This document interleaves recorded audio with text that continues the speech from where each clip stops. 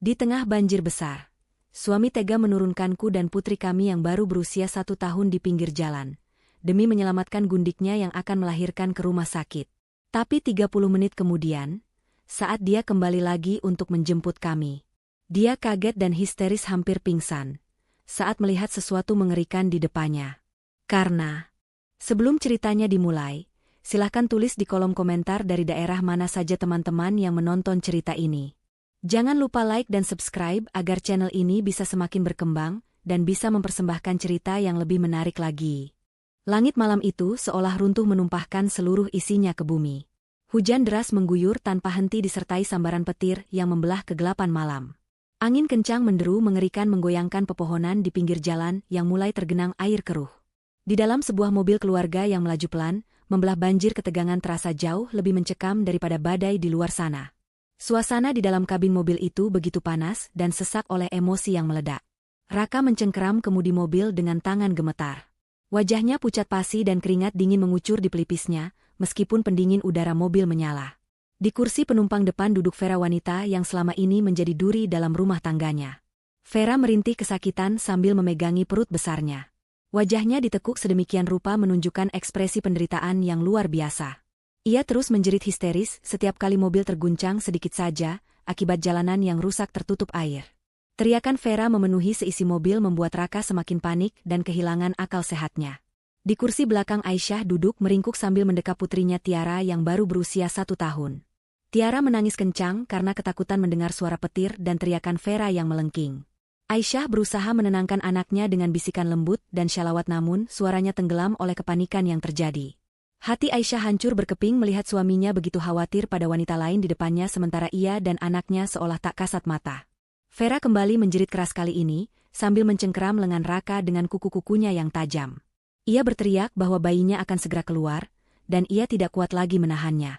Vera memohon agar Raka segera membawanya ke rumah sakit bersalin terdekat, sebelum sesuatu yang buruk terjadi pada anak mereka. Raka yang lemah mental dan mudah dimanipulasi itu langsung termakan sandiwara Vera. Ia menekan pedal gas lebih dalam, namun mobil mereka tertahan oleh genangan air yang semakin tinggi. Mesin mobil meraung protes membawa beban yang terlalu berat. Masalah besar muncul ketika mobil mulai terasa berat dan sulit dikendalikan. Bagasi mobil penuh sesak dengan koper dan kardus berisi barang-barang pindahan Vera. Kursi belakang pun sebagian terisi oleh tas-tas besar milik wanita itu. Raka menyadari bahwa mobil tuanya tidak akan sanggup menembus banjir yang semakin tinggi jika beban di dalam mobil tidak dikurangi. Ia menatap nanar ke arah jalanan di depan yang mulai berubah menjadi sungai coklat deras. Pikirannya buntu dan rasa panik membuatnya tidak bisa berpikir jernih. Vera yang menyadari keraguan Raka langsung melancarkan serangan psikologisnya. Ia merintih sambil berkata bahwa Raka harus memilih menyelamatkan nyawa anak laki-laki yang dikandungnya, atau membiarkan semuanya mati tenggelam di dalam mobil mogok. Vera menuduh Aisyah dan Tiara hanya menjadi beban yang memperlambat perjalanan mereka menuju rumah sakit. Kata-kata kejam itu meluncur mulus dari mulut Vera di sela-sela jeritan palsunya. Ia mendesak Raka untuk mengambil keputusan sekarang juga. Raka menelan ludah dengan susah payah. Ia menoleh ke belakang menatap istri dan anaknya sekilas. Di matanya saat itu tidak ada sorot kasih sayang seorang suami atau ayah, melainkan tatapan kosong seseorang yang sedang dikuasai ketakutan. Raka menepikan mobilnya secara mendadak di sebuah ruas jalan yang sepi dan gelap. Kiri kanan jalan itu hanyalah lahan kosong dengan pepohonan besar yang bergoyang diterpa angin. Lampu jalan mati total membuat suasana semakin mencekam. Aisyah terkejut ketika mobil berhenti. Ia bertanya dengan suara bergetar, mengapa mereka berhenti di tempat sepi seperti ini. Firasat buruk mulai menjalar di dadanya. Raka tidak menjawab pertanyaan istrinya. Ia melepaskan sabuk pengamannya lalu berbalik menghadap ke belakang. Dengan suara parau dan tanpa berani menatap mata Aisyah, ia memerintahkan istri dan anaknya untuk turun dari mobil. Aisyah terbelalak tidak percaya. Ia mengira dirinya salah dengar. Ia bertanya ulang memastikan maksud suaminya. Namun Raka justru membentak dengan keras. Ia mengatakan bahwa mobil terlalu berat dan tidak akan bisa menembus banjir di depan jika muatan tidak dikurangi. Ia harus segera membawa Vera ke rumah sakit, karena nyawa bayi laki-laki mereka sedang terancam. Raka berjanji akan segera kembali menjemput Aisyah dan Tiara, setelah menurunkan Vera di klinik bersalin yang berjarak tidak jauh dari situ. Aisyah menggeleng kuat sambil mendekap Tiara semakin erat. Ia memohon dengan sangat agar Raka tidak tega menurunkan mereka di tengah badai seperti ini. Air di luar sudah setinggi betis orang dewasa, dan arus terlihat deras. Tiara masih bayi dan bisa sakit jika terkena hujan badai. Aisyah menangis memohon belas kasihan suaminya. Ia rela duduk berdesakan atau memangku barang-barang Vera asalkan tidak diturunkan di jalanan gelap ini. Namun Vera tidak tinggal diam. Ia kembali berteriak kesakitan dan mengancam bahwa jika terjadi sesuatu pada bayinya itu semua adalah salah Aisyah yang egois tidak mau mengalah. Raka yang semakin stres akhirnya kehilangan kesabarannya. Ia turun dari mobil menerobos hujan lalu membuka pintu penumpang belakang dengan kasar. Air hujan langsung menyembur masuk membasahi tubuh Tiara yang menjerit kaget. Raka menarik tangan Aisyah memaksanya keluar. Aisyah berusaha bertahan dengan memegang sandaran kursi namun tenaga Raka jauh lebih kuat. Aisyah terhuyung keluar dari mobil dan kakinya langsung terbenam ke dalam air banjir yang dingin dan keruh. Ia nyaris terjatuh jika tidak segera menyeimbangkan diri demi melindungi Tiara dalam gendongannya. Hujan deras seketika menghantam tubuh mereka berdua. Tiara menangis histeris karena kedinginan dan ketakutan. Aisyah mengetuk kaca jendela mobil memohon agar Raka membukakan pintu. Ia berteriak di tengah deru hujan mengatakan bahwa ia takut dan meminta Raka memikirkan anak mereka. Namun Raka sudah kembali masuk ke kursi pengemudi. Di dalam mobil Vera tersenyum tipis penuh kemenangan melihat saingannya basah kuyup di luar sana. Vera mendesak Raka untuk segera jalan. Raka menyalakan mesin mobil tanpa menoleh lagi. Hatinya memang terasa nyeri namun egonya dan rasa takut kehilangan bayi laki-laki yang dijanjikan Vera menutupi nuraninya. Ia menginjak gas meninggalkan istri dan anaknya berdiri gemetar di pinggir jalan yang gelap gulita.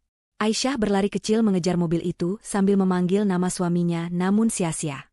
Mobil itu melaju membelah genangan air mencipratkan lumpur kotor ke wajah dan baju Aisyah, serta Tiara sebelum akhirnya menghilang di tikungan jalan ditelan kegelapan malam. Tinggallah Aisyah seorang diri mendekap putrinya di tengah badai yang mengamuk tanpa perlindungan apapun. Aisyah berdiri terpaku menatap kegelapan di mana lampu belakang mobil suaminya menghilang. Rasa dingin yang menusuk tulang perlahan mulai terasa namun rasa sakit di hatinya jauh lebih perih dan menyiksa. Ia tidak menyangka laki-laki yang dulu berjanji melindunginya di hadapan penghulu dan orang tua kini tega membuangnya seperti sampah di pinggir jalan demi wanita lain. Air mata Aisyah bercampur dengan air hujan yang mengalir deras di wajahnya. Namun ia segera sadar bahwa ia tidak boleh larut dalam kesedihan. Ada nyawa Tiara yang harus ia selamatkan. Tiara dalam gendongannya terus menangis tubuh kecilnya mulai menggigil hebat. Aisyah membuka kerudung luarnya lalu melilitkannya ke tubuh Tiara, berusaha memberikan sedikit kehangatan meski kain itu pun sudah basah kuyup. Aisyah melihat sekeliling mencari tempat berteduh. Namun di tempat itu tidak ada ruko atau pos kamling. Hanya ada pepohonan besar dan trotoar yang mulai tertutup air. Air banjir ternyata naik lebih cepat dari yang Aisyah duga. Dalam hitungan menit air yang tadinya sebatas betis kini sudah naik hingga mencapai lututnya. Arus air pun semakin deras membawa sampah ranting pohon dan lumpur. Aisyah kesulitan melangkahkan kakinya. Ia harus berjalan sangat pelan sambil meraba jalanan dengan kakinya, karena takut terperosok ke dalam lubang selokan yang tak terlihat. Langit kembali bergemuruh dahsyat. Kilat menyambar menerangi jalanan yang kini tampak seperti sungai besar. Aisyah melihat sebuah pohon besar di kejauhan yang tampak kokoh. Ia berniat menuju ke sana untuk berlindung dari angin kencang. Dengan susah payah ia menyeret langkahnya melawan arus air. Tiara sudah berhenti menangis suaranya parau dan bibirnya mulai membiru. Aisyah terus berbisik memanggil nama Allah memohon perlindungan dan kekuatan. Saat Aisyah hampir mencapai pohon itu, tiba-tiba terdengar suara gemuruh aneh dari arah bawah tanah. Bukan suara petir melainkan suara retakan yang dalam dan berat. Aisyah berhenti melangkah. Instingnya mengatakan ada bahaya besar yang mengancam. Tanah di trotoar tempat ia berpijak terasa bergetar. Tanpa peringatan sebagian aspal di depan Aisyah ambles terbawa arus air yang menggerus tanah di bawahnya. Aisyah terpekik kaget dan mundur beberapa langkah. Ia menyadari bahwa ia sedang berdiri di atas tanah yang labil. Sungai di sebelah jalan raya telah meluap dan arusnya menggerogoti pondasi jalan. Aisyah terjebak. Ia tidak bisa maju dan air di belakangnya semakin tinggi. Di saat keputusasaan hampir memuncak sebuah sorot lampu mobil yang sangat terang menembus tirai hujan dari kejauhan. Sebuah mobil SUV besar dan tinggi melaju perlahan namun pasti membelah banjir. Mobil itu tampak kokoh dan mewah berbeda dengan mobil-mobil lain yang mogok di pinggir jalan. Aisyah melambaikan satu tangannya yang bebas dengan lemah berharap pengemudi mobil itu melihatnya. Mobil besar itu berhenti tepat di samping Aisyah. Pintu penumpang belakang terbuka otomatis. Seorang pria parubaya berwajah teduh dan berwibawa melihat kondisi Aisyah yang memprihatinkan. Pria itu adalah Pak Surya, seorang pengusaha dermawan yang kebetulan lewat jalan itu untuk menghindari macet di jalan utama. Tanpa banyak bertanya, Pak Surya segera memerintahkan Aisyah untuk masuk. Aisyah dengan sisa tenaganya naik ke dalam mobil mewah yang hangat itu. Begitu ia duduk, pintu tertutup rapat meredam suara gemuruh badai di luar. Pak Surya segera memberikan handuk tebal yang tersedia di mobilnya kepada Aisyah. Ia juga memerintahkan sopirnya untuk segera memutar balik dan mencari rumah sakit terbaik, karena melihat kondisi bayi dalam gendongan Aisyah yang memburuk. Mobil itu pun melaju pergi meninggalkan lokasi berbahaya tersebut. Aisyah yang merasa aman dan hangat akhirnya tak kuasa menahan lelah. Kesadarannya perlahan menghilang dan ia pun pingsan sambil tetap memeluk erat putrinya. Sementara itu di tempat lain Raka baru saja menurunkan Vera di sebuah klinik bersalin 24 jam. Anehnya begitu sampai di klinik, Vera yang tadinya berteriak histeris kini tampak jauh lebih tenang. Bidan yang memeriksa mengatakan bahwa pembukaan belum terjadi dan itu hanya kontraksi palsu akibat stres atau guncangan. Vera bahkan sudah bisa duduk santai sambil bermain ponsel. Melihat kondisi Vera yang ternyata baik-baik saja, rasa bersalah yang luar biasa tiba-tiba menghantam dada Raka. Bayangan wajah Aisyah yang basah kuyup dan tangisan Tiara kembali memenuhi kepalanya. Ia melihat jam tangannya. Sudah hampir 30 menit berlalu sejak ia meninggalkan mereka. Hati nuraninya berteriak memaki dirinya sendiri. Raka merasa sangat berdosa. Tanpa mempedulikan protes Vera yang memintanya menemani Raka berlari keluar klinik menuju mobilnya. Ia harus menjemput anak dan istrinya kembali. Raka memacu mobilnya menembus hujan yang masih deras. Perasaannya tidak enak. Jantungnya berdegup kencang seolah akan meledak. Ia terus berdoa dalam hati semoga Aisyah dan Tiara masih menunggu di tempat yang sama. Semoga mereka menemukan tempat berteduh. Raka menginjak gas dalam-dalam mengabaikan genangan air yang menerjang kaca depannya. Ketika Raka mendekati lokasi tempat ia menurunkan mereka, ia mengerutkan kening. Lampu mobilnya menyorot ke depan namun, ia tidak melihat tanda-tanda keberadaan siapapun. Jalanan itu sepi. Raka memperlambat laju mobilnya sambil celingukan mencari sosok istri dan anaknya. Namun semakin dekat ia melaju, semakin jelas pemandangan mengerikan di depannya. Raka menginjak rem mendadak hingga mobilnya tergelincir sedikit. Matanya terbelalak lebar, napasnya tercekat di tenggorokan. Tempat di mana ia menurunkan Aisyah dan Tiara 30 menit yang lalu kini sudah tidak ada. Trotoar dan bahu jalan itu telah hilang. Sebuah longsoran besar telah terjadi menganga lebar menghubungkan jalan raya langsung dengan sungai yang sedang banjir bandang di bawahnya. Tanah itu runtuh tergerus air. Raka gemetar hebat. Ia memaksa kakinya melangkah keluar dari mobil. Hujan deras langsung membasahinya tapi ia tidak peduli. Ia berlari ke tepi jurang longsoran itu dan berteriak memanggil nama Aisyah dan Tiara sekeras-kerasnya. Namun suaranya kalah oleh gemuruh air sungai yang menggila. Lutut Raka lemas seketika saat matanya menangkap sesuatu yang tersangkut di akar pohon yang mencuat di bibir tebing longsoran itu. Itu adalah kain jari kecil bermotif batik. Kain gendongan yang dipakai Aisyah untuk menggendong Tiara tadi. Kain itu robek dan melambai-lambai tertiup, angin seolah melambaikan salam perpisahan. Dunia Raka seketika runtuh. Ia berlutut di aspal yang basah mencengkeram kepalanya dengan kedua tangan. Logikanya langsung menyimpulkan satu hal yang paling mengerikan. Tanah tempat anak dan istrinya berdiri tadi telah longsor dan mereka jatuh terseret arus sungai yang ganas itu. Raka menjerit histeris, suaranya menyayat hati penuh penyesalan yang terlambat. Ia menangis meraung-raung memanggil nama putrinya, yakin bahwa ia telah membunuh darah dagingnya sendiri, demi sebuah kebodohan yang tak termaafkan. Hujan badai yang mengguyur kota malam itu seakan turut menangisi tragedi yang baru saja terjadi di tepi jalan yang kini telah runtuh tersebut. Raka masih berlutut di atas aspal yang basah dengan tatapan kosong mengarah ke jurang gelap, di mana tanah itu ambles ditelan bumi. Di tangannya ia menggenggam erat kain jarik yang sobek, dan berlumpur kain yang ia kenali sebagai selimut yang dipakai Aisyah untuk membungkus tubuh kecil Tiara. Kain itu basah kuyup namun, Raka mendekapnya ke dada seolah ingin merasakan sisa kehangatan anak dan istrinya yang ia yakini telah hilang selamanya. Suara gemuruh air sungai yang meluap di bawah sana terdengar, seperti monster yang sedang menelan mangsanya dengan rakus. Raka merasa dunianya berhenti berputar detik itu juga. Tidak lama kemudian cahaya biru kemerahan berputar-putar menembus kegelapan malam disertai suara sirine yang menyayat telinga. Sebuah mobil patroli polisi kebetulan melintas untuk memantau situasi banjir, dan melihat mobil Raka yang terparkir melintang dengan pintu terbuka di tengah jalan. Dua orang petugas polisi turun mengenakan jas hujan tebal, dan segera menghampiri Raka yang terlihat seperti orang gila yang kehilangan akal sehatnya. Salah satu petugas mengguncang bahu Raka dengan keras mencoba menyadarkan pria itu dari histerianya. Raka menoleh perlahan, wajahnya pucat pasi tanpa darah, matanya merah bengkak, dan bibirnya gemetar hebat. Ketika polisi bertanya apa yang terjadi, Raka tidak sanggup mengeluarkan suara. Tenggorokannya tercekat oleh rasa bersalah yang mencekik. Petugas polisi itu mengarahkan senter ke arah jurang longsoran dan terkejut, melihat betapa luasnya area tanah yang tergerus air. Mereka menyadari bahwa ini adalah situasi darurat bencana. Polisi kembali menanyai Raka tentang keberadaan orang lain di sana. Dengan terbata-bata dan diselimuti ketakutan yang luar biasa, Raka akhirnya berbohong. Ia tidak berani mengatakan bahwa ia sengaja menurunkan anak dan istrinya di sana. Dalam kepanikan demi menyelamatkan dirinya sendiri dari jeratan hukum, Raka mengarang cerita bahwa ia tadi berhenti sebentar karena mobilnya bermasalah dan istri serta anaknya turun untuk mencari udara segar, namun tiba-tiba tanah itu longsor sebelum ia sempat menyelamatkan mereka. Kebohongan itu meluncur begitu saja dari mulutnya, menambah daftar dosa yang harus ia tanggung malam itu. Polisi segera menghubungi tim SAR dan bantuan darurat, namun mereka juga realistis dengan keadaan. Arus sungai di bawah sana sangat deras dan banjir sedang mencapai puncaknya. Kemungkinan untuk menemukan korban selamat dalam kondisi longsoran seperti itu sangatlah tipis, nyaris mustahil. Raka mendengar percakapan para petugas melalui radio komunikasi dengan lutut gemetar. Kata-kata seperti hanyut tenggelam dan pencarian nihil terngiang-ngiang di telinganya bagaikan vonis mati. Raka meraung lagi memanggil nama Tiara, namun suaranya hilang ditelan angin badai.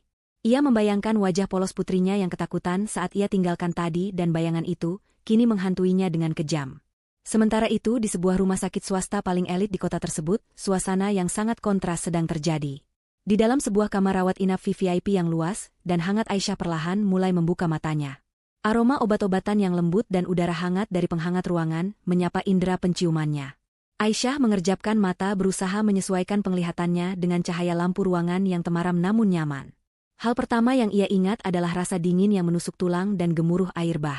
Seketika itu juga kesadarannya pulih sepenuhnya, dan ia langsung tersentak bangun dari tidurnya. Jantungnya berdegup kencang dan mulutnya langsung meneriakkan nama anaknya. Seorang perawat yang bersiaga di sudut ruangan segera menghampiri Aisyah dengan sigap dan menenangkannya. Perawat itu berkata dengan lembut bahwa Aisyah sudah aman dan berada di rumah sakit. Aisyah tidak peduli dengan kondisinya sendiri, ia mencengkeram lengan seragam perawat itu dan bertanya dengan panik di mana bayinya.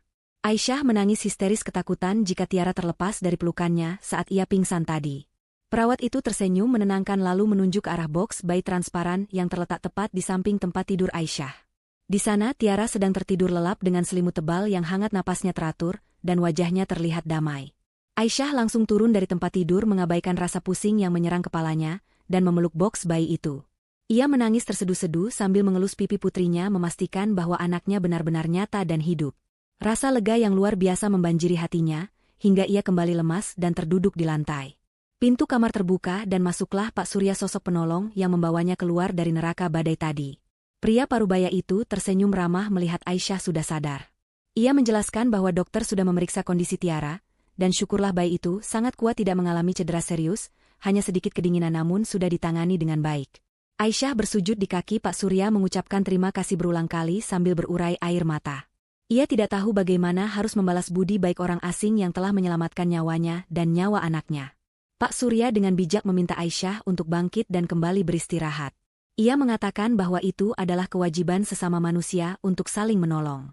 Namun di tengah rasa syukurnya, ingatan Aisyah kembali pada Raka. Ia teringat bagaimana suaminya tega meninggalkannya di pinggir jalan demi wanita lain. Rasa sakit di hatinya kembali menyeruak lebih perih daripada luka fisik manapun. Aisyah bertanya kepada Pak Surya, apakah ada orang yang mencarinya, atau apakah suaminya datang menjemput. Pak Surya terdiam sejenak, raut wajahnya berubah menjadi prihatin. Ia menggeleng perlahan.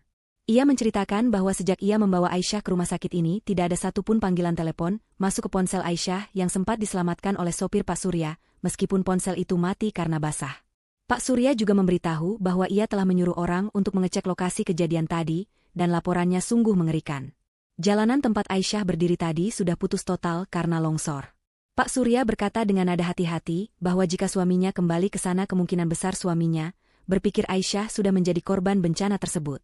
Kembali ke lokasi kejadian, Raka akhirnya dipaksa pulang oleh polisi karena kondisi fisiknya yang semakin menurun dan keberadaannya di sana justru menghambat proses evakuasi yang memang sulit dilakukan malam itu. Dengan langkah gontai seperti mayat hidup, Raka kembali masuk ke mobilnya. Pikirannya kosong. Ia menyalakan mesin mobil dan mengemudi tanpa arah sebelum akhirnya insting membawanya kembali ke klinik bersalin tempat ia menurunkan Vera. Sepanjang perjalanan bayangan Tiara yang melambaikan tangan dan senyum Aisyah yang tulus terus berputar di kepalanya seperti kaset rusak.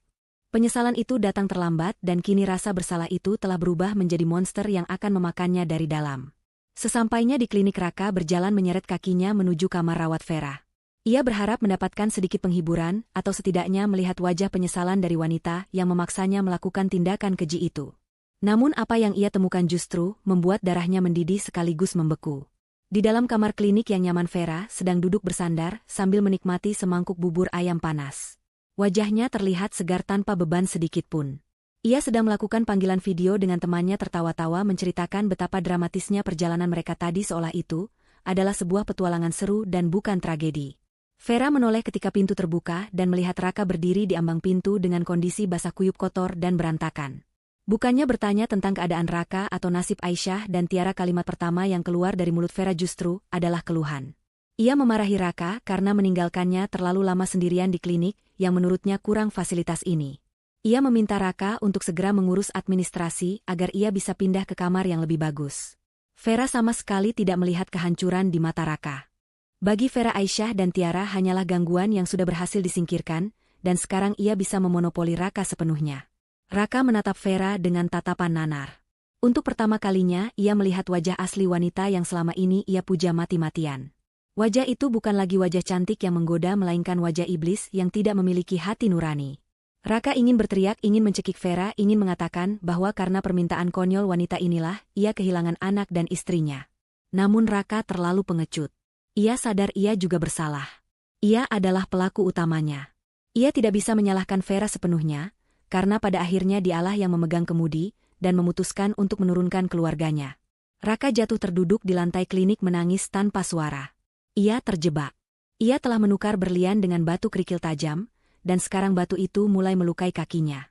Di rumah sakit VVIP, Aisyah memandang keluar jendela kaca besar yang menampilkan pemandangan kota yang masih diguyur hujan. Ia menatap pantulan wajahnya di kaca. Wajah yang lelah pucat namun kini memiliki sorot mata yang berbeda. Kata-kata Pak Surya terngiang di benaknya. Raka tidak mencarinya. Raka mungkin mengira ia sudah mati. Dan jika Raka memang mencintainya, pria itu seharusnya tidak pernah meninggalkannya di tengah badai sejak awal. Aisyah meraba jari manisnya tempat cincin pernikahannya melingkar. Cincin yang dulu dipasangkan Raka dengan janji sehidup semati. Kini janji itu terasa seperti lelucon yang menyakitkan. Dengan tangan gemetar namun hati yang perlahan mengeras, Aisyah melepaskan cincin emas itu dari jarinya. Ia menatap cincin itu untuk terakhir kalinya, mengenang masa-masa indah yang ternyata palsu. Aisyah kemudian meletakkan cincin itu di meja samping tempat tidur, bukan untuk disimpan melainkan untuk ditinggalkan. Malam itu di tengah kehangatan ruang perawatan mewah dan didampingi tidur lelap putrinya, satu bagian dari diri Aisyah telah mati. Aisyah yang naif, yang selalu mengalah dan bergantung pada suami, telah tewas terseret banjir. Kini yang tersisa adalah seorang ibu yang harus bertahan hidup demi anaknya. Tekad membara mulai tumbuh di dadanya, tekad untuk bangkit menjadi wanita yang tidak akan pernah bisa diinjak-injak lagi oleh siapapun, terutama oleh laki-laki seperti Raka. Hari-hari berlalu setelah malam badai yang mengerikan itu, namun bagi Raka waktu seolah berhenti bergerak. Ia hidup dalam bayang-bayang ketakutan dan rasa bersalah yang tak berujung. Setiap kali ia memejamkan mata, ia melihat wajah Tiara yang menangis dan Aisyah yang memohon di tengah hujan. Raka tidak berani melaporkan kehilangan istrinya secara resmi ke kantor polisi dengan jujur. Ia takut penyelidikan akan mengarah pada fakta bahwa ia menelantarkan mereka di pinggir jalan. Akhirnya Raka membiarkan asumsi publik dan tetangga berkembang sendiri. Berita tentang longsor besar di malam badai itu menyebar luas dan orang-orang menyimpulkan bahwa istri dan anak Raka adalah korban yang tidak ditemukan jasadnya, hanyut terbawa arus sungai menuju laut. Raka menjalani sandiwara duka yang memuakkan. Di depan para tetangga dan kerabat yang datang melayat ke rumah kontrakannya, ia memasang wajah sedih dan terpukul. Orang-orang menepuk punggungnya, memberikan kata-kata penghiburan, memintanya untuk tabah menerima takdir Tuhan. Raka hanya bisa mengangguk lemah sementara hatinya berteriak bahwa ini bukan takdir Tuhan melainkan hasil dari kejahatannya sendiri. Tidak ada jasad yang dimakamkan, tidak ada nisan yang bisa ia tangisi. Hanya sebuah pengajian kecil yang diadakan oleh tetangga untuk mendoakan arwah Aisyah dan Tiara. Raka duduk di sudut ruangan merasa seperti penipu paling hina di dunia. Di sisi lain Vera semakin menunjukkan dominasinya. Setelah keluar dari klinik dengan bayi laki-lakinya yang sehat, Vera langsung mengambil alih rumah kontrakan Raka. Ia tanpa ragu membuang barang-barang peninggalan Aisyah. Foto-foto pernikahan, baju-baju Aisyah, mainan Tiara, semuanya dimasukkan ke dalam kantong sampah besar dan dibuang begitu saja. Raka sempat mencoba melarang ketika Vera hendak membuang bantal kecil kesayangan Tiara, namun Vera membentaknya dengan kasar. Vera berkata bahwa Raka harus melupakan masa lalu dan fokus pada masa depan mereka, yaitu anak laki-laki yang baru saja lahir itu. Vera menegaskan bahwa tidak boleh ada jejak hantu, di rumah ini jika Raka ingin hidup tenang bersamanya. Raka yang mentalnya sudah hancur tidak berdaya melawan. Ia membiarkan Vera mengatur segalanya. Namun ada satu hal yang mengganjal di hati Raka. Setiap kali ia melihat bayi laki-laki yang dilahirkan Vera, ia tidak merasakan ikatan batin yang kuat. Bayi itu sama sekali tidak mirip dengannya baik dari bentuk hidung mata maupun warna kulit. Namun Vera selalu berkilah bahwa bayi itu mirip dengan kakek buyutnya atau kerabat jauh Vera. Raka mencoba menepis keraguannya, berusaha meyakinkan diri bahwa bayi inilah alasan ia melakukan semua pengorbanan gila itu. Ia harus mencintai anak ini karena demi anak inilah ia telah kehilangan Tiara. Sementara Raka tenggelam dalam lumpur dosa dan kebohongan Aisyah, sedang memulai perjalanan hidup barunya yang tidak mudah. Setelah sembuh dari sakit fisiknya, Aisyah dihadapkan pada kenyataan pahit, bahwa ia tidak memiliki tempat tinggal dan uang sepeser pun. Namun takdir Tuhan mempertemukannya dengan orang sebaik Pak Surya bukan tanpa alasan. Pak Surya yang merupakan seorang duda kaya raya dan pemilik perusahaan tekstil besar, melihat potensi dan ketulusan dalam diri Aisyah. Ia juga merasa iba melihat nasib ibu muda itu. Pak Surya menawarkan bantuan bukan berupa uang cuma-cuma melainkan sebuah kesempatan. Pak Surya menawarkan Aisyah untuk tinggal sementara di pavilion rumah besarnya yang kosong sembari bekerja membantu mengurus administrasi ringan di yayasan amal miliknya. Aisyah awalnya ragu, ia tidak ingin menjadi beban. Namun melihat wajah Tiara, ia tahu ia harus membuang gengsinya. Ia menerima tawaran itu dengan satu syarat. Ia ingin bekerja keras dan belajar agar suatu saat bisa berdiri di kaki sendiri. Aisyah tidak ingin lagi menjadi wanita lemah yang hanya bisa bergantung pada belas kasihan orang lain. Maka dimulailah transformasi Aisyah. Ia mengganti panggilannya. Ia tidak lagi mau dipanggil Aisyah, nama yang selalu diteriakkan Raka dengan nada meremehkan dulu. Ia memperkenalkan dirinya sebagai Ibu Ais kepada orang-orang baru di lingkungannya.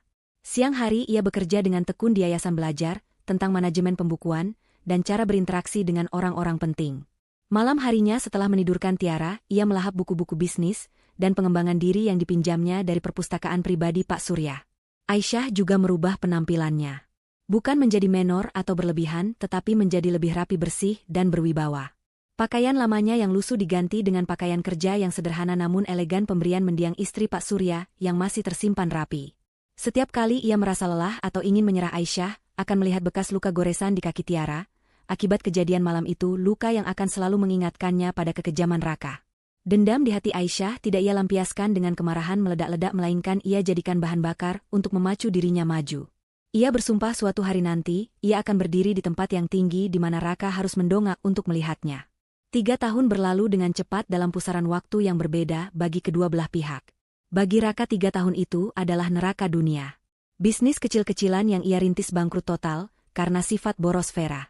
Vera ternyata adalah wanita yang gila belanja dan tidak pernah puas. Uang tabungan Raka ludes untuk membeli tas, sepatu, dan perhiasan Vera. Setiap kali Raka menasehati Vera, akan mengancam akan pergi membawa anak mereka, membuat Raka kembali tunduk. Mereka pindah dari satu kontrakan murah ke kontrakan yang lebih kumuh, dikejar-kejar penagih utang. Raka yang dulu berpenampilan rapi kini terlihat tua, kurus, dan tidak terawat. Wajahnya selalu murung memancarkan aura kegagalan. Sebaliknya bagi Ibu Ais 3 tahun adalah masa penempaan emas. Berkat kecerdasannya, ketelitiannya, dan bimbingan langsung dari Pak Surya, Ibu Ais kini telah dipercaya memegang posisi penting di salah satu cabang perusahaan Pak Surya. Ia bukan lagi staf administrasi biasa melainkan seorang manajer operasional yang disegani. Tiara pun tumbuh menjadi gadis kecil yang cerdas, lincah, dan sangat cantik. Tiara memanggil Pak Surya dengan sebutan kakek, dan Pak Surya sangat menyayangi Tiara seperti cucu kandungnya sendiri. Kehidupan mereka bergelimang kenyamanan, namun Ibu Ais tetap rendah hati dan tidak pernah melupakan asal-usulnya. Suatu sore saat hujan rintik-rintik turun membasahi kaca jendela kantornya yang berada di lantai 10 gedung pencakar langit, Ibu Ais berdiri menatap jalanan macet di bawah sana. Ia teringat kembali pada malam jahanam itu. Dulu ia berada di bawah sana kedinginan dan terbuang. Sekarang ia berada di atas hangat dan berkuasa. Tiba-tiba pintu ruangannya diketuk. Sekretarisnya masuk membawa sebuah berkas lamaran kerja. Sekretaris itu berkata bahwa ada pelamar untuk posisi office boy dan tenaga kebersihan yang sangat memohon untuk diterima karena butuh uang mendesak. Ibu Ais sebenarnya tidak mengurus penerimaan karyawan level bawah, namun entah kenapa hari itu hatinya tergerak untuk melihat berkas tersebut. Ia membuka map itu dan matanya terpaku pada pas foto ukuran 3x4 yang tertempel di sana. Wajah di foto itu terlihat lebih tua dan lelah, namun Ibu Ais tidak mungkin melupakannya. Itu adalah wajah Raka. Nama yang tertera di sana adalah Raka, mantan suaminya. Senyum tipis yang penuh arti dan dingin tersungging di bibir Ibu Ais. Jantungnya berdesir bukan karena cinta melainkan, karena antusiasme akan sebuah permainan takdir yang baru saja dimulai. Ia menutup map itu dan berkata pada sekretarisnya dengan suara tenang namun tegas, suruh dia datang wawancara besok pagi. Saya sendiri yang akan mewawancarainya. Ibu Ais tahu saat pembalasan yang elegan telah tiba. Raka yang mengira istrinya telah mati akan segera melihat hantu dari masa lalunya bangkit dengan kekuatan yang tidak pernah ia bayangkan sebelumnya. Pagi itu dimulai dengan suara piring pecah yang memekakan telinga di sebuah rumah kontrakan sempit yang terletak di gang buntu permukiman padat penduduk. Raka terbangun dengan kaget, jantungnya berdegup kencang seolah hendak melompat keluar dari rongga dadanya. Ia duduk di tepi kasur busa tipis yang sudah kempes di tengahnya mengusap wajahnya yang kusam dan dipenuhi keringat. Udara di dalam kamar itu terasa pengap dan panas, karena kipas angin satu-satunya sudah rusak sejak minggu lalu, dan belum ada uang untuk memperbaikinya. Belum sempat Raka mengumpulkan nyawanya, teriakan melengking dari ruang depan kembali terdengar. Itu suara Vera, istri yang dulu ia perjuangkan mati-matian dengan mengorbankan segalanya. Raka menyeret langkahnya keluar kamar. Di ruang tamu yang berantakan penuh dengan tumpukan kardus dan pakaian kotor, Vera sedang berdiri berkacak pinggang dengan wajah merah padam. Di lantai pecahan piring berserakan di dekat kaki meja. Vera sedang memarahi Raka karena tidak meninggalkan uang belanja yang cukup di atas meja. Vera mengeluh bahwa susu formula untuk anak mereka sudah habis, dan ia juga butuh uang untuk membeli krim perawatan wajah yang harganya selangit. Raka hanya bisa menunduk lesu. Ia mencoba menjelaskan dengan suara pelan bahwa ia baru saja dipecat dari pekerjaan terakhirnya sebagai kurir ekspedisi karena motornya ditarik oleh penagih utang. Namun penjelasan itu justru membuat Vera semakin murka. Wanita itu memaki Raka sebagai suami yang tidak berguna dan pembawa sial. Raka menatap wajah Vera yang kini terlihat tua dan kasar karena sering marah-marah. Hilang sudah kecantikan dan kelembutan palsu yang dulu memikat hatinya. Raka merasa jijik sekaligus benci, namun ia tidak berdaya. Ia terjebak dalam pernikahan yang tidak memiliki landasan cinta lagi, melainkan hanya saling menuntut. Raka buru-buru mandi dan bersiap-siap. Hari ini ia memiliki satu harapan terakhir.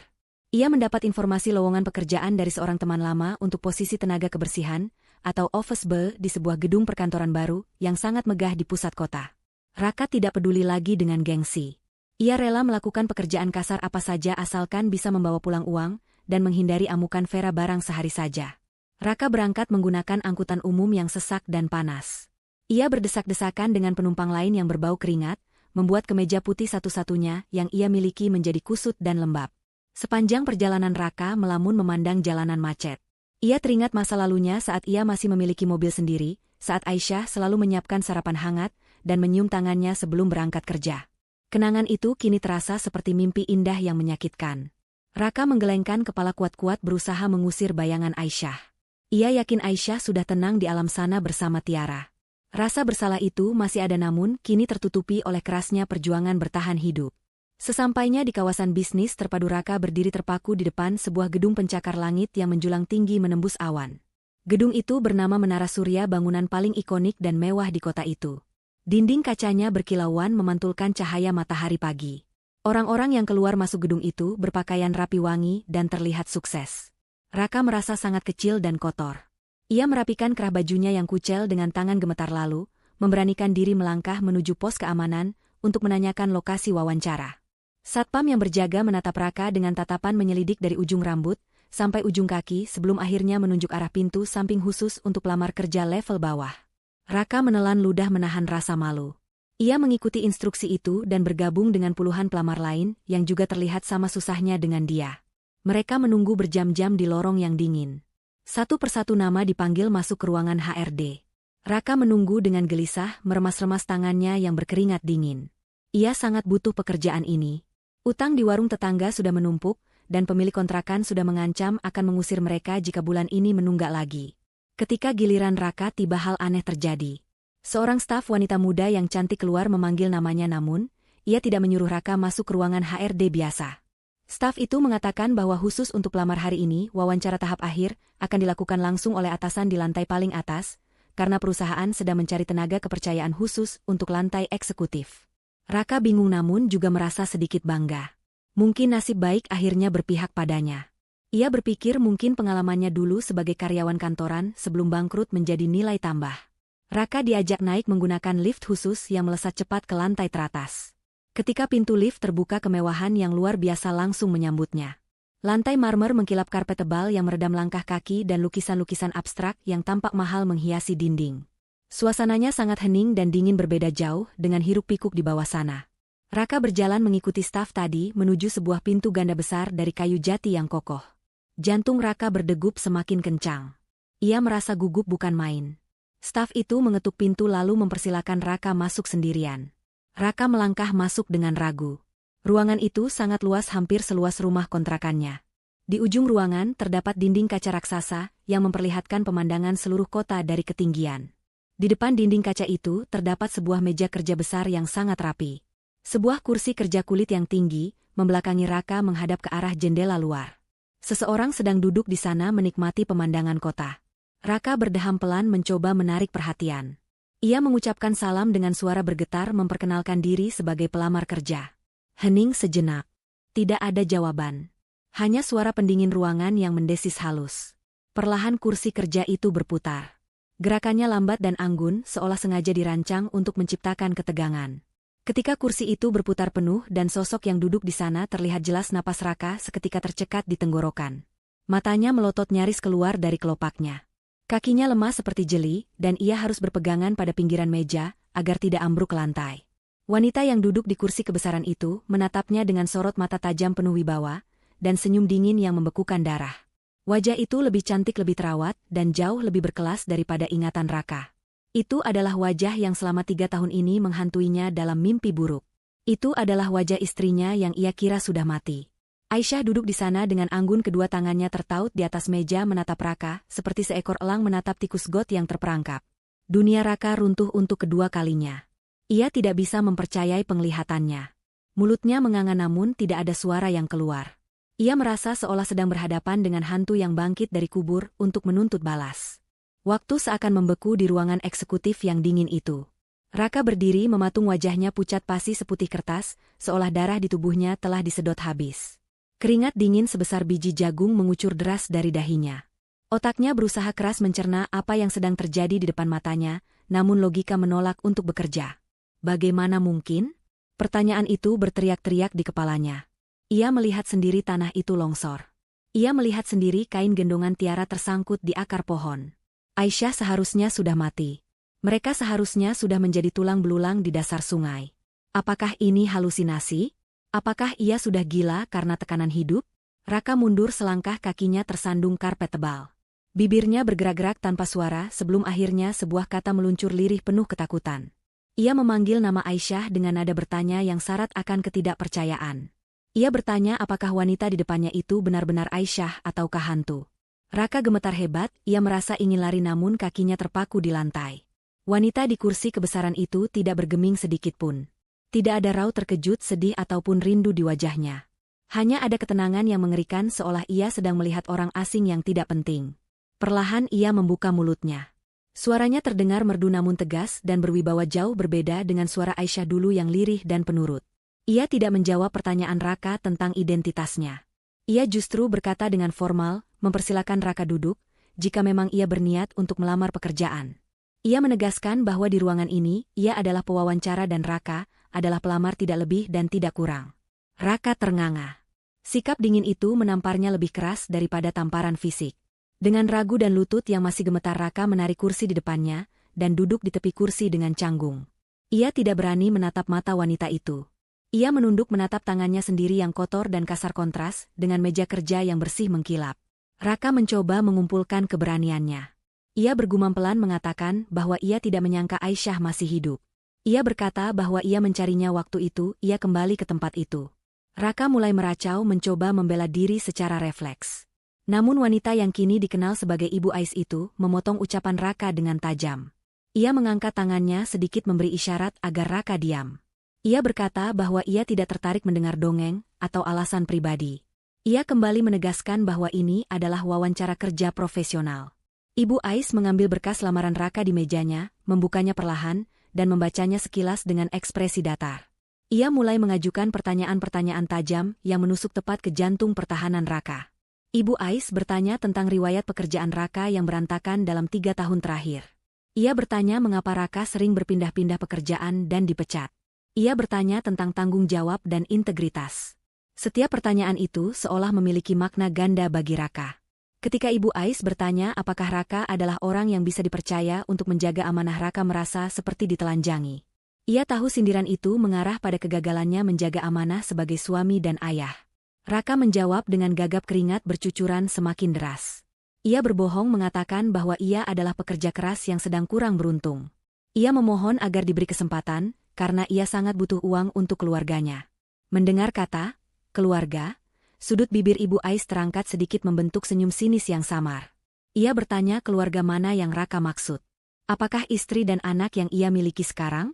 Raka mengangguk cepat, tidak menyadari jebakan dalam pertanyaan itu. Ibu Ais menatap Raka lamat-lamat, menikmati pemandangan mantan suaminya yang kini merendah seperti pengemis di hadapannya. Dalam hati Ibu Ais bergejolak rasa sakit mengenang masa lalu, namun rasa puas melihat Raka yang hancur jauh lebih dominan. Ia melihat betapa menyedihkannya laki-laki yang dulu begitu sombong membuangnya. Setelah hening yang mencekam beberapa saat, Ibu Ais menutup map lamaran itu dengan suara buk yang cukup keras membuat Raka tersentak kaget. Ibu Ais bersandar di kursinya menatap Raka dengan tatapan menilai. Ia berkata bahwa sebenarnya kualifikasi Raka sangat buruk dan meragukan. Namun perusahaan sedang membutuhkan tenaga kebersihan untuk area toilet dan pantry di lantai eksekutif ini dengan segera. Pekerjaan itu berat, kotor, dan membutuhkan orang yang tidak punya rasa malu. Ibu Ais bertanya apakah Raka bersedia menerima pekerjaan rendahan itu dengan gaji standar UMR. Raka terdiam. Harga dirinya sebagai laki-laki tercabik-cabik. Ia harus membersihkan toilet di lantai tempat mantan istrinya menjadi bos besar? Ia harus menjadi bawahan dari wanita yang dulu ia sia-siakan? Rasa malu membakar wajahnya. Namun bayangan wajah Vera yang mengamuk dan ancaman pemilik kontrakan kembali muncul. Raka tidak punya pilihan. Ia tidak punya tempat lain untuk pergi. Dengan suara serak dan kepala tertunduk dalam-dalam, Raka menyetujui tawaran itu. Ia berkata bahwa ia bersedia melakukan apa saja asalkan diterima bekerja. Ibu Ais mengangguk puas. Ia menekan tombol intercom di mejanya, memanggil sekretarisnya untuk masuk dan memproses administrasi Raka sebagai office boy baru. Sebelum Raka keluar ruangan, Ibu Ais memberikan satu peringatan terakhir.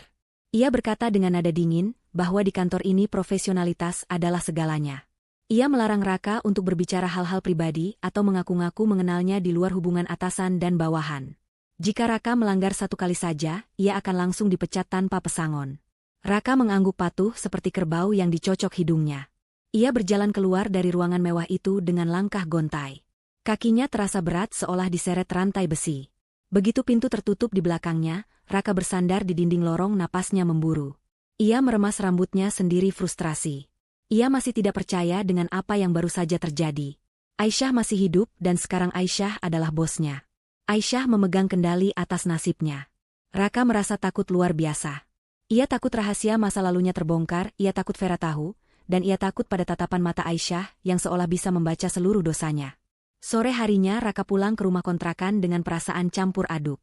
Wajahnya kusut. Vera langsung menyambutnya dengan pertanyaan mendesak tentang hasil wawancara. Raka duduk di kursi plastik yang reot menatap lantai. Ia memberitahu Vera bahwa ia diterima bekerja. Vera bersorak kegirangan, matanya berbinar membayangkan uang. Vera bertanya apa posisinya dan berapa gajinya. Raka berbohong. Ia mengatakan ia diterima sebagai staf logistik, bukan tukang bersih-bersih toilet. Ia tidak sanggup mengatakan kebenaran yang memalukan itu pada Vera. Ketika Vera bertanya siapa bosnya dan apakah bosnya baik, Raka terdiam lama. Tenggorokannya tercekat. Ia akhirnya menjawab singkat bahwa bosnya adalah orang kaya yang galak dan tidak banyak bicara. Raka memutuskan untuk menyembunyikan fakta bahwa bosnya adalah Aisyah. Ia tahu jika Vera tahu Aisyah masih hidup dan kaya raya, Vera pasti akan melakukan hal gila yang akan memperburuk keadaan. Raka memilih menyimpan bom waktu itu sendirian, berharap ia bisa bertahan hidup di dalam neraka yang baru saja ia masuki. Sementara itu, tanpa sepengetahuan Raka, Ibu Ais di kantornya sedang melihat rekaman CCTV yang menampilkan Raka yang sedang mengepel koridor dengan wajah menderita. Ibu Ais tersenyum tipis, permainan baru saja dimulai. Hari-hari bekerja sebagai petugas kebersihan di kantor mantan istrinya sendiri adalah siksaan batin yang tak berujung bagi Raka. Setiap pagi ia harus datang paling awal sebelum matahari terbit untuk membersihkan toilet eksekutif, membuang sampah sisa makanan dari hari sebelumnya, dan mengepel lantai marmer hingga mengkilap tanpa noda. Seragamnya berwarna kusam dan bau cairan pembersih lantai kini menjadi aroma tubuhnya sehari-hari. Raka yang dulu selalu menjaga penampilan dan wibawa kini harus menundukkan kepala setiap kali berpapasan dengan karyawan lain. Ia menjadi sosok yang tak terlihat dianggap, ada hanya ketika ada kotoran yang perlu dibersihkan. Namun siksaan terberat bukanlah pekerjaan fisiknya melainkan keharusan melihat Aisyah berjalan melewati koridor dengan langkah tegap dan penuh percaya diri, dikelilingi oleh staf yang menghormatinya. Suatu siang Raka sedang berlutut di lantai menggosok noda kopi yang tumpah di karpet koridor utama lantai eksekutif. Punggungnya terasa nyeri luar biasa, karena ia belum beristirahat sejak pagi. Tiba-tiba pintu lift terbuka dan terdengar suara tawa renyah seorang anak kecil yang begitu ceria. Suara itu terdengar asing namun sekaligus menggetarkan hati Raka. Ia mendongak sedikit dari pekerjaannya.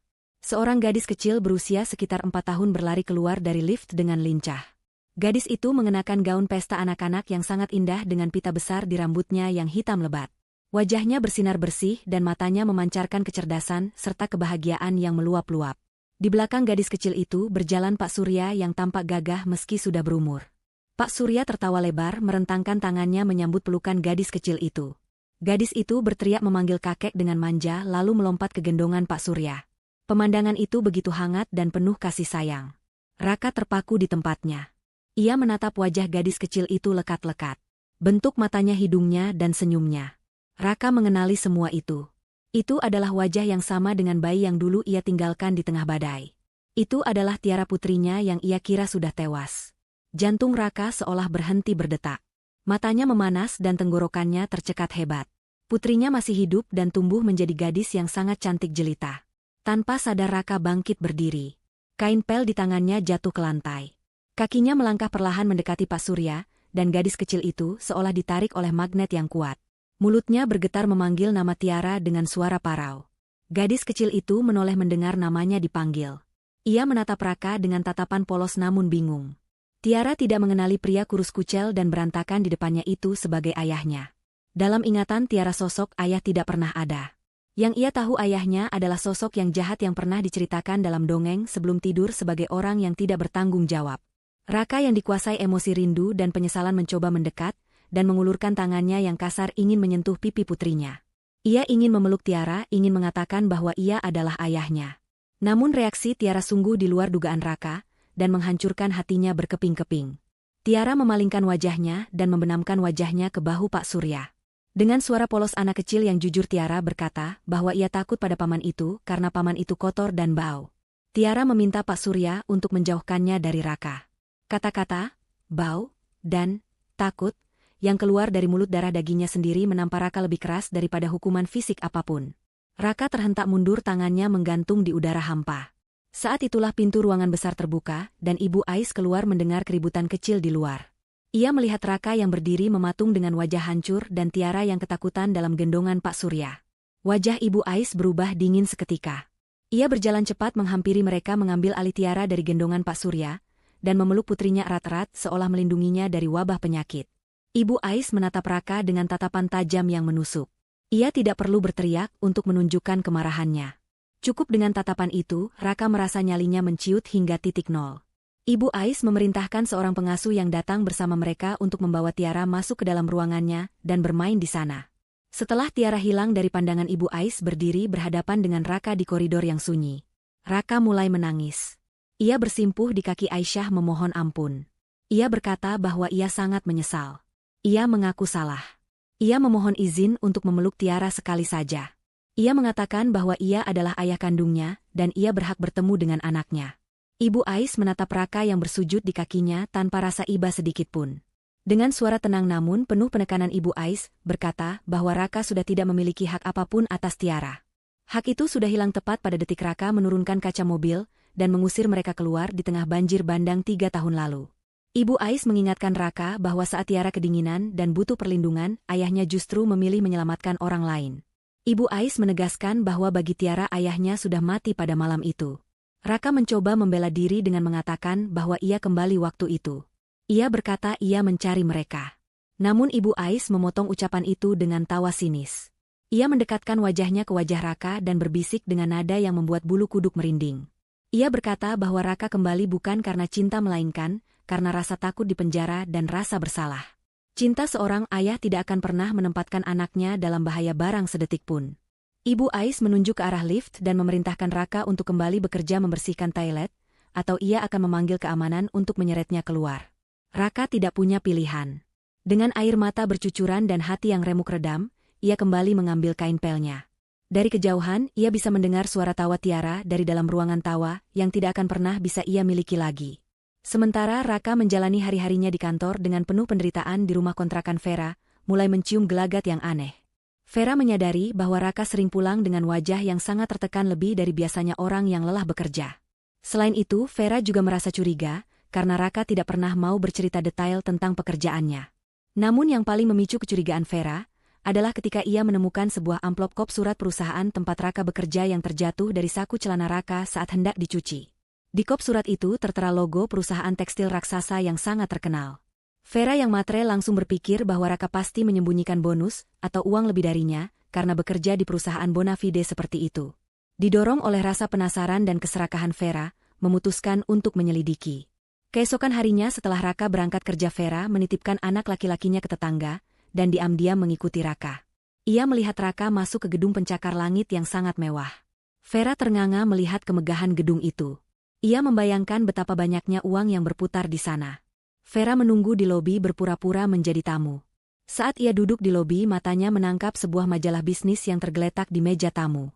Di sampul majalah itu terpampang foto seorang wanita pengusaha sukses yang sedang naik daun yang profilnya dibahas di edisi bulan ini. Mata Vera melotot nyaris keluar. Ia mengenali wajah wanita di sampul majalah itu, meskipun penampilannya sudah jauh berubah menjadi sangat elegan dan berkelas. Itu adalah Aisyah. Vera membaca nama yang tertera, Ibu Ais. Jantung Vera berdegup kencang bukan karena takut melainkan karena kegirangan yang jahat. Otak liciknya langsung berputar cepat. Ia berpikir bahwa Aisyah masih hidup dan sekarang menjadi kaya raya. Ini adalah kesempatan emas baginya. Vera tidak merasa bersalah sedikitpun atas apa yang terjadi di masa lalu. Dalam pikirannya yang bengkok, Aisyah berhutang padanya karena dulu Aisyah adalah istri pertama yang merebut perhatian Raka darinya. Vera berpikir ia bisa memeras Aisyah dengan ancaman akan membongkar masa lalu, atau menuntut hak asuh anak jika perlu. Tanpa pikir panjang, Vera menerobos masuk ke meja resepsionis. Ia berteriak-teriak meminta bertemu dengan Ibu Ais dan mengaku sebagai kerabat dekatnya. Satpam mencoba menahannya namun Vera membuat keributan besar. Ia berteriak bahwa bos mereka adalah penculik anak dan wanita jahat. Keributan itu terdengar sampai ke lantai atas melalui laporan interkom. Ibu Ais yang sedang memimpin rapat mendengar laporan itu. Bukannya panik, Ibu Ais justru tersenyum tipis. Ia sudah menduga hari ini akan tiba. Ia memerintahkan satpam untuk membiarkan Vera naik. Ia ingin menyelesaikan semua ini hari ini juga. Vera naik lift dengan wajah angkuh. Ia merasa di atas angin. Begitu sampai di ruangan Ibu Ais, Vera langsung mendobrak pintu tanpa mengetuk. Di dalam ruangan itu ada Ibu Ais yang duduk tenang di kursi kebesarannya dan Raka yang kebetulan sedang membersihkan kaca jendela di sudut ruangan. Raka terkejut setengah mati melihat Vera muncul. Wajahnya pucat pasi ketakutan. Vera tidak mempedulikan Raka yang mematung dengan kain lap di tangan. Vera langsung melangkah menuju meja Aisyah dengan tatapan menantang. Vera mulai mencaci maki Aisyah. Ia menuduh Aisyah menyembunyikan diri untuk menikmati kekayaan sendirian. Vera dengan tidak tahu malu menuntut bagian harta. Ia berkata bahwa Raka adalah suami sahnya sekarang, jadi harta Aisyah yang didapat selama masa pernikahan dulu, atau yang berhubungan dengan Raka harus dibagi. Vera juga mengancam akan melaporkan Aisyah ke polisi dengan tuduhan membawa kabur anak Raka, yaitu Tiara tanpa izin ayahnya. Vera berpikir ancaman ini akan membuat Aisyah takut dan memberinya uang tutup mulut dalam jumlah besar. Raka mencoba menghentikan Vera menarik lengan istrinya itu dan memohon agar Vera diam. Raka tahu siapa yang sedang mereka hadapi sekarang. Namun Vera justru menepis tangan Raka dan memaki suaminya sebagai pengecut. Vera terus berteriak tentang hak asuh dan ganti rugi. Aisyah hanya diam mendengarkan semua ocehan itu dengan wajah datar. Setelah Vera selesai menumpahkan segala keserakahannya, Aisyah perlahan membuka laci mejanya dan mengeluarkan sebuah remote control. Tanpa bicara sepatah kata pun, Aisyah menyalakan layar televisi besar yang ada di dinding ruangan. Layar itu menampilkan sebuah rekaman video CCTV yang buram namun cukup jelas. Raka dan Vera menoleh ke layar. Itu adalah rekaman CCTV dari lorong klinik bersalin 3 tahun yang lalu. Di layar terlihat jam menunjukkan waktu tepat saat badai terjadi, saat Raka sedang pergi menjemput Aisyah. Dalam video itu terlihat Vera sedang berjalan santai keluar dari kamar rawat menuju mesin penjual minuman. Vera terlihat sehat bugar, tidak memegang perutnya kesakitan sama sekali. Ia bahkan terlihat tertawa saat menelepon seseorang. Suara rekaman itu tidak ada namun gambar itu sudah berbicara 1000 bahasa. Kebohongan Vera tentang kondisi kritisnya yang akan melahirkan dan pendarahan hebat terbongkar telak di depan mata Raka. Raka menatap layar itu dengan mulut ternganga lalu beralih menatap Vera dengan pandangan tidak percaya. Selama ini ia hidup dalam rasa bersalah, karena mengira ia harus memilih antara dua nyawa yang kritis. Ternyata Vera sehat walafiat dan hanya bersandiwara agar Raka membuang Aisyah. Vera mulai terlihat gugup keringat dingin bercucuran. Ia mencoba berkilah bahwa video itu rekayasa. Namun serangan Aisyah belum selesai. Aisyah melemparkan sebuah map tebal ke hadapan Vera dan Raka. Map itu meluncur di atas meja licin dan berhenti tepat di depan Raka. Aisyah memerintahkan Raka untuk membukanya. Dengan tangan gemetar Raka membuka map itu. Isinya adalah hasil tes DNA. Aisyah menjelaskan bahwa ia diam-diam mengambil sampel rambut anak Vera saat Vera membawanya ke taman bermain umum beberapa hari lalu, karena Aisyah sudah lama mencurigai ketidakmiripan fisik anak itu dengan Raka. Mata Raka membelalak membaca hasil tes tersebut. Probabilitas hubungan ayah dan anak, 0%. Anak laki-laki yang selama ini dibesarkan Raka dengan susah payah anak yang menjadi alasan Raka tega membuang Tiara dan Aisyah ke jalanan ternyata bukan anak kandungnya. Anak itu adalah hasil hubungan gelap Vera dengan laki-laki lain sebelum Vera mendesak Raka menikahinya. Vera telah menjebak Raka menjadikan Raka sebagai bapak untuk menutupi aibnya sendiri. Ruangan itu hening seketika. Hanya terdengar suara napas Raka yang memburu dan berat. Kehancuran yang dirasakan Raka kali ini jauh lebih dahsyat dari sebelumnya. Ia telah mengorbankan istri yang solehah dan putri kandung yang cantik, demi seorang wanita penipu dan anak orang lain yang haram. Ia telah menukar surga dengan neraka. Raka menatap Vera dengan tatapan yang berubah menjadi kebencian murni. Vera mundur selangkah, wajahnya pucat ketakutan melihat kemarahan di mata Raka. Vera mencoba berbohong lagi, namun Raka sudah tidak mau mendengar. Aisyah berdiri dari kursinya menatap mereka berdua dengan tatapan penuh kemenangan namun tetap dingin. Ia berkata bahwa ia tidak perlu membalas dendam dengan tangannya sendiri. Kebenaran yang terungkap hari ini sudah cukup untuk menghancurkan hidup mereka. Aisyah mengusir mereka berdua dari kantornya. Ia memperingatkan Vera bahwa jika Vera berani muncul lagi atau mengganggu Tiara Aisyah, akan menyebarkan bukti-bukti penipuan dan perzinahan Vera ke seluruh keluarga besar dan lingkungan tempat tinggal mereka agar Vera menanggung malu seumur hidup. Raka meraung keras berteriak meluapkan rasa sakitnya, lalu menerjang ke arah Vera. Petugas keamanan yang sudah bersiaga di luar pintu segera masuk dan menyeret mereka berdua keluar. Raka diseret sambil terus memaki Vera sementara Vera menangis histeris ketakutan. Aisyah melihat keributan itu dari balik pintu kaca yang tertutup perlahan. Ia menarik napas panjang dan menghembuskannya pelan. Satu beban besar telah terangkat dari dadanya. Keadilan telah ditegakkan dan para pengkhianat kini mulai memakan buah si malakama yang mereka tanam sendiri. Siang itu matahari bersinar terik namun, bagi Raka dunia terasa gelap gulita seolah kiamat telah tiba lebih awal. Setelah diseret keluar secara paksa oleh petugas keamanan dari gedung mewah tempat Aisyah bertahta, Raka dan Vera terlempar ke trotoar panas di pinggir jalan raya. Orang-orang yang berlalu lalang menatap mereka dengan pandangan jijik dan aneh melihat pertengkaran hebat yang terjadi di antara pasangan suami istri itu. Vera masih menangis histeris bukan karena menyesal melainkan karena malu dan takut kehilangan sumber uang. Sementara Raka duduk bersimpuh di aspal panas menatap kosong ke arah lalu lintas yang padat. Di tangannya, ia meremas kertas hasil tes DNA yang baru saja menghancurkan sisa-sisa harga dirinya sebagai seorang laki-laki. Kemarahan yang selama ini terpendam di dada Raka akhirnya meledak dengan dahsyat. Ia bangkit berdiri dan menatap Vera dengan sorot mata yang belum pernah dilihat Vera sebelumnya, sorot mata pembunuh. Tanpa mempedulikan keramaian, Raka mencengkeram bahu Vera dan mengguncangnya keras.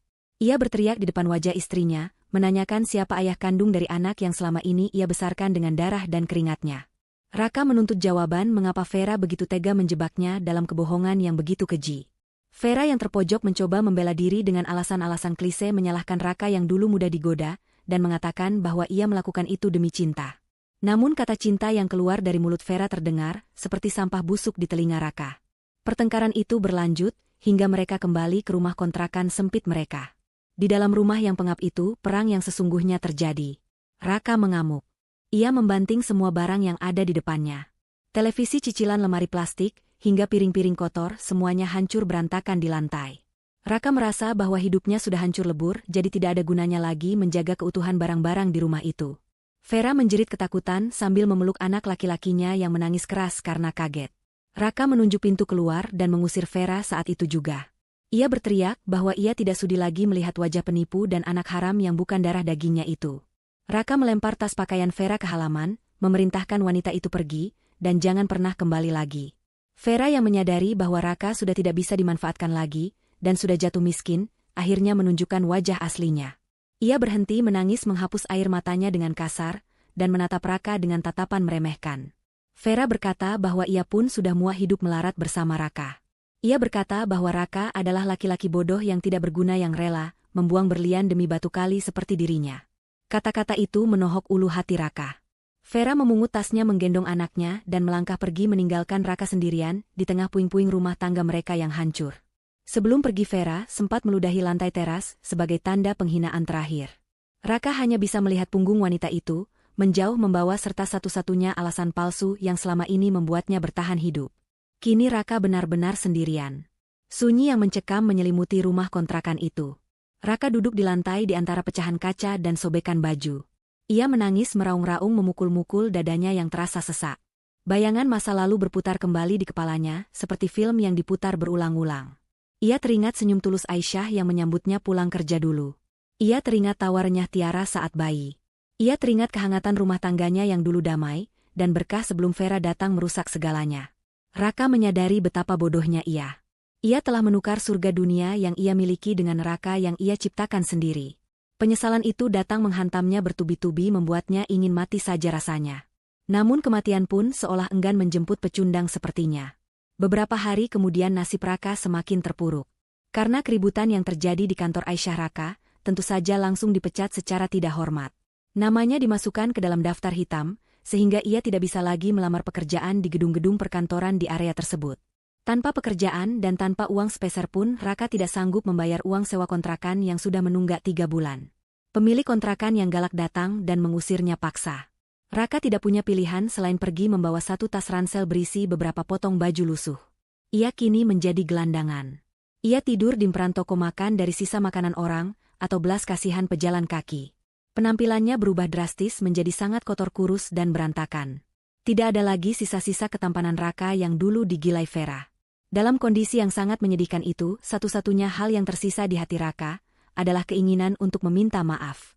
Bukan untuk meminta kembali menjadi suami, karena ia tahu diri itu mustahil, melainkan hanya ingin mendengar kata maaf dari bibir Aisyah agar hatinya bisa sedikit tenang.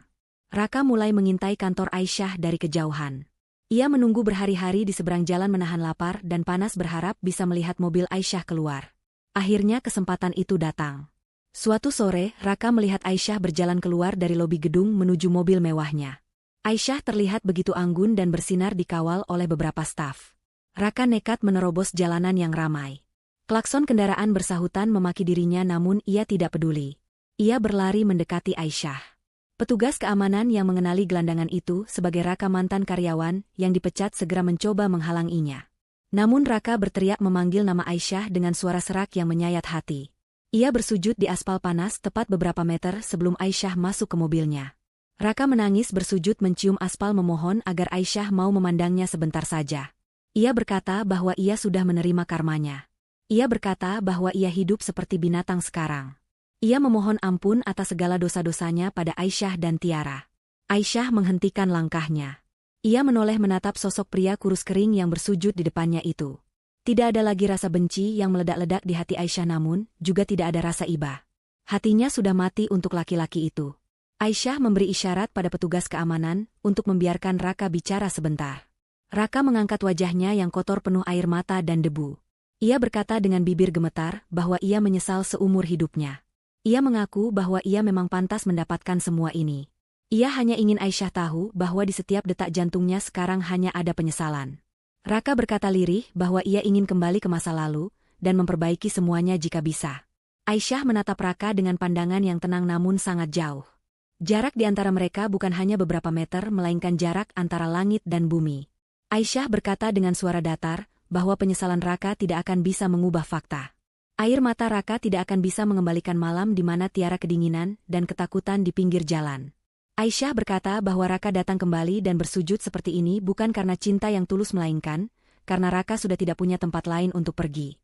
Raka kembali karena ia kalah, bukan karena ia sadar. Jika Vera tidak menipunya dan jika hidup Raka bahagia, mungkin Raka tidak akan pernah mengingat Aisyah dan Tiara sedikitpun.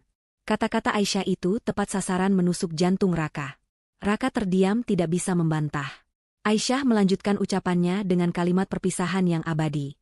Ia berkata bahwa ia sudah memaafkan Raka, karena ia tidak ingin menyimpan sampah dendam di dalam hatinya yang kini bahagia. Namun maaf bukan berarti melupakan dan bukan berarti menerima kembali.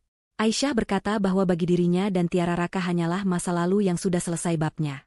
Aisyah menyuruh Raka pergi dan menjalani sisa hidupnya dengan membawa beban penyesalan itu sebagai teman setianya. Setelah berkata demikian Aisyah masuk ke dalam mobil mewahnya tanpa menoleh lagi. Pintu tertutup rapat memisahkan dunia mereka selamanya. Mobil itu melaju perlahan meninggalkan Raka yang kembali tersungkur di aspal menangisi nasibnya yang tak bisa diubah lagi. 1 tahun telah berlalu sejak pertemuan terakhir Raka dan Aisyah di depan gedung kantor itu. Roda kehidupan berputar dengan adil menempatkan setiap orang pada posisi yang pantas mereka dapatkan, sesuai dengan apa yang mereka tanam. Bagi Aisyah tahun ini adalah puncak dari kebahagiaannya. Setelah bertahun-tahun berjuang sendirian dan menutup hati, akhirnya Aisyah berani membuka lembaran baru. Ia menerima lamaran seorang pria baik hati bernama Pak Ridwan. Pak Ridwan adalah rekan bisnis Pak Surya, seorang duda tanpa anak yang dikenal sangat dermawan santun dan taat beribadah. Yang membuat Aisyah yakin menerima pinangan itu bukan karena kekayaan Pak Ridwan melainkan karena betapa tulusnya pria itu menyayangi Tiara. Di mata Pak Ridwan Tiara adalah putri kandungnya sendiri, dan Tiara pun sangat lengket dengan calon ayah barunya itu. Hari pernikahan pun tiba. Pesta digelar di sebuah gedung pertemuan termewah di kota itu. Namun meskipun mewah suasananya terasa sangat sakral dan hangat. Dekorasi ruangan dipenuhi dengan bunga-bunga segar yang harum semerbak. Tamu-tamu undangan dari kalangan pejabat pengusaha sukses dan kerabat dekat hadir memberikan doa restu. Aisyah duduk di pelaminan bersanding dengan Pak Ridwan. Wajah Aisyah memancarkan cahaya kebahagiaan yang begitu nyata. Ia tersenyum lepas senyum yang sudah lama hilang dari wajahnya. Di samping mereka Tiara berdiri cantik dengan gaun pesta kecilnya tertawa bahagia, saat Pak Ridwan mengusap kepalanya dengan sayang. Mereka terlihat seperti keluarga kecil yang sempurna utuh dan penuh cinta. Di dalam gedung pendingin ruangan membuat udara terasa sejuk dan nyaman. Makanan lezat berlimpah ruah alunan musik syahdu mengiringi setiap langkah tamu yang memberikan selamat. Aisyah merasa sangat bersyukur. Ia melihat ke arah Pak Surya yang duduk di barisan depan, menatapnya dengan bangga seperti seorang ayah yang berhasil mengantarkan putrinya ke gerbang kebahagiaan. Aisyah menyadari bahwa badai besar yang dulu nyaris menenggelamkannya ternyata adalah cara Tuhan untuk memindahkan posisinya ke tempat yang jauh lebih tinggi dan mulia. Ia telah melewati ujian itu dan kini ia menuai hasil kesabarannya. Namun pemandangan yang sangat kontras terjadi di luar gedung megah itu. Langit sore itu mendung pekat persis seperti langit pada malam kejadian 3 tahun lalu. Awan hitam bergulung-gulung dan tak lama kemudian hujan deras turun mengguyur bumi. Angin kencang bertiup membawa hawa dingin yang menusuk tulang. Di balik pagar besi gedung yang kokoh di trotoar yang basah dan becek, seorang pengemis kurus dengan pakaian compang-camping sedang duduk meringkuk memeluk lututnya. Pengemis itu adalah Raka. Hidup Raka telah hancur total. Ia kini menjadi pemulung yang tidur di kolong jembatan. Tubuhnya kurus kering, kulitnya hitam terbakar matahari, dan wajahnya terlihat jauh lebih tua dari usianya. Ia sering sakit-sakitan karena tidur di tempat lembab dan makan tidak teratur. Hari ini entah dorongan apa yang membawanya berjalan jauh, hingga sampai ke depan gedung ini. Ia mendengar kabar dari orang-orang pasar bahwa hari ini adalah hari pernikahan pengusaha sukses Ibu Ais. Rasa penasaran dan rindu yang menyakitkan menuntun langkah kakinya yang bengkak untuk datang ke sini, meskipun ia tahu ia tidak akan mungkin bisa masuk. Raka mengintip dari celah pagar besi. Dari kejauhan melalui pintu kaca lobi yang terbuka lebar, ia bisa melihat cahaya terang benderang dari dalam gedung. Ia melihat siluet Aisyah yang sedang tertawa bahagia di pelaminan. Ia melihat Tiara yang berlarian riang. Ia melihat suami baru Aisyah yang tampak gagah dan melindungi mereka. Pemandangan itu bagaikan pisau yang mengiris-iris bola matanya. Itu seharusnya adalah tempatnya. Itu seharusnya adalah kebahagiaannya. Jika saja malam itu ia tidak menurunkan mereka. Jika saja ia tidak tergoda oleh Vera. Jika saja ia menjadi laki-laki yang bertanggung jawab. Ribuan penyesalan, jika saja, menghantam kepalanya membuatnya pusing dan mual. Hujan semakin deras membasahi tubuh Raka yang hanya berbalut kaos tipis yang sudah bolong-bolong. Ia menggigil hebat. Giginya gemeretuk menahan dingin. Rasa dingin ini mengingatkannya pada Tiara. Tiba-tiba ia sadar inilah yang dirasakan anak dan istrinya dulu. Kedinginan terbuang lapar dan ketakutan di pinggir jalan sementara orang yang seharusnya melindungi mereka justru pergi mencari kenyamanan. Raka menangis, air matanya bercampur dengan air hujan yang kotor. Ia merasakan sakit yang luar biasa di dadanya, sakit karena kehilangan dan sakit karena sadar bahwa ia sama sekali tidak berharga. Sebuah mobil mewah tamu undangan hendak masuk ke area gedung. Mobil itu melaju cukup kencang membelah genangan air lumpur di depan gerbang. Raka yang sedang melamun tidak sempat menghindar. Biur. Cipratan air keruh bercampur lumpur jalanan menyembur deras menghantam wajah dan seluruh tubuh Raka. Raka terlonjak kaget, matanya perih kemasukan lumpur kotor. Ia mengusap wajahnya dengan tangan yang gemetar. Ia terdiam sejenak merasakan lumpur yang menempel di wajahnya. Seketika ingatan itu muncul dengan sangat jelas. Ingatan tentang malam jahanam itu. Saat ia tancap gas meninggalkan Aisyah dan tiara ban mobilnya juga mencipratkan air lumpur ke wajah putri kecilnya. Sekarang alam semesta mengembalikan perbuatan itu padanya dengan presisi yang sempurna. Karma itu telah datang melunas. Raka tertawa getir tawa orang gila yang menyadari betapa adilnya Tuhan. Ia kini berada di posisi yang sama persis dengan yang ia lakukan pada keluarganya dulu. Sendirian kedinginan kotor dan ditinggalkan di pinggir jalan sementara mereka yang dulu ia buang kini berada di dalam istana yang hangat dan bahagia.